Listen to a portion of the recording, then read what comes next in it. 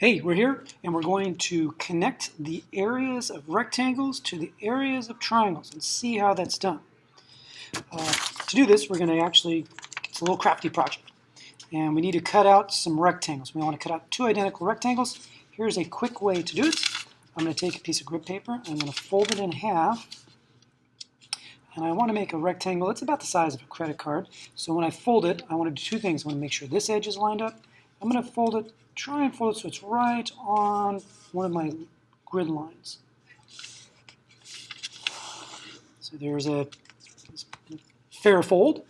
Next thing I'm going to do is I'm going to take my scissors and I'm going to cut, and I'm simply just going to cut this edge here. I'm going to use one of the blue lines just so I have a nice straight line to use. I just want to make sure I have some sort of credit card size. And then on my folded side, so here's my folded side, I'm going to cut on my folded side along another line. And I have this, the folded piece. Now I'm just going to cut along one line here. When I'm done, voila, two identical rectangles. I could do the same thing too with triangles. Say I want to have two identical triangles, which I will need later. I'm just going to use this edge. I'm going to cut out one part of a triangle here. And I don't want this triangle to be, I want to be as scalene as possible. My size to be different.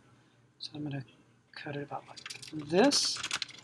And once again, I'm going to cut right along this edge here. I could even, heck, if I want to, I can use the blue line. Boom. There we go. So I come up with two identical scalene triangles, two identical rectangles. Okay, we'll come back to the scalene triangles. So what I did is I already had another pair here, and I labeled them base times height, or base and height. So here's my rectangle, and we know that the area of a rectangle is simply the base times the height. Next step we want to do is we're going to take the second rectangle, and we're going to draw a line from one diagonal to another.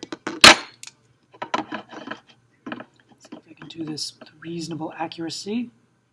I'm going to hold my, oops, oh man, that doesn't work. Seems like there's a little bow on my table. I'm going to hold this down. Wow, that is just not wanting to stay put, isn't it? All of a sudden I feel like I need to use a different ruler. Let's get this straight edge going. So I want to go from corner to corner.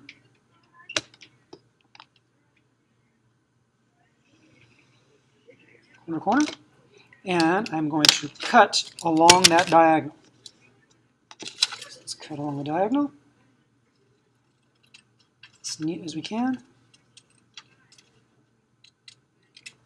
So my two identical rectangles now have become one rectangle and two right triangles. So this is a right triangle because this angle here is a right angle. So this is a right triangle. And the question I can ask is, well, what's the area of one of these triangles? Well, did we not just split it in half? Yes, we did.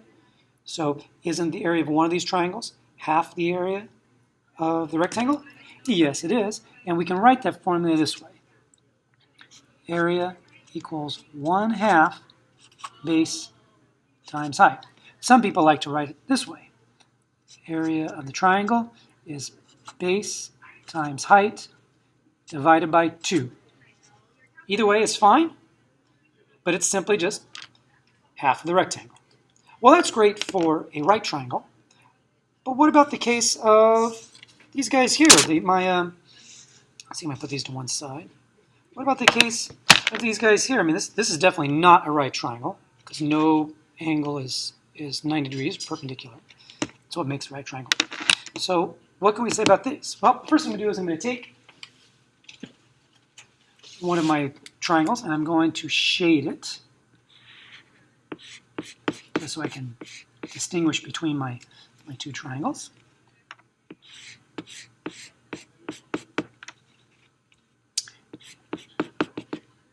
And once I've done that, so here's my two triangles, I'm going to draw a line that goes perpendicular from this corner here, vertex, straight down to the opposite side. So what I want is I want a line that is perpendicular or a right angle to this bottom side. You have to imagine this is kind of like on the ground, right? And I'm going to go from the highest point straight down. So give me a moment here. Let me see if I can draw that line. I'm just going to line up. I've got a square here. Do my best. There you go.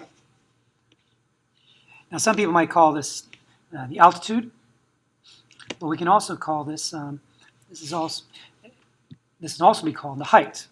All right, so the question is, all right, so we want to find the area of this triangle. What I'm going to do is I'm going to take my shaded piece and I'm going to cut it alongside this line here. Sometimes people call it the altitude.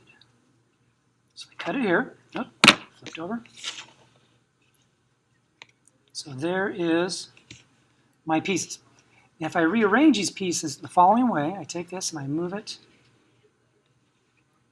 here, and I move this piece here. Look what shape we have. That's starting to look like a rectangle. As a matter of fact, it is a rectangle. And hopefully we can see that does look like a rectangle, where this side here is the base, and this side here is the height. Now that height is much like the line we drew from the highest point here down to the opposite side.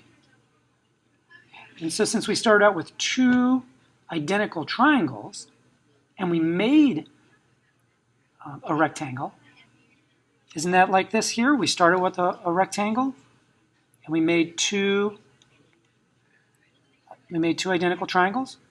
Well, here we go. We started with two identical triangles, and we made a rectangle. That must mean that the area of this triangle is the same as in our first case, half the base times the height. Where in this case, here's my base. It's going to run alongside this edge. Am I in the way? Here's my base. And my height is this distance here. There's my height. E-I-G-H-T. So, the area of a rectangle is base times height. The area of a triangle, whether it's a right triangle or a non-right triangle, is still 1/2 base times height. And I've got it all summarized here in this sheet. So the area of a rectangle is base times height. If we cut along the diagonal, we have 2/2, so that means, and they're identical, so that means the area of the triangle is 1/2 base times height. And then we saw from building from two identical non-right triangles that we can make a rectangle. And again, the area of the triangle is 1/2 base times height. Or, as some people like to say, the area, sometimes I draw a little triangle here to indicate it's for a triangle, is the base times the height divided by 2. Hope this helps.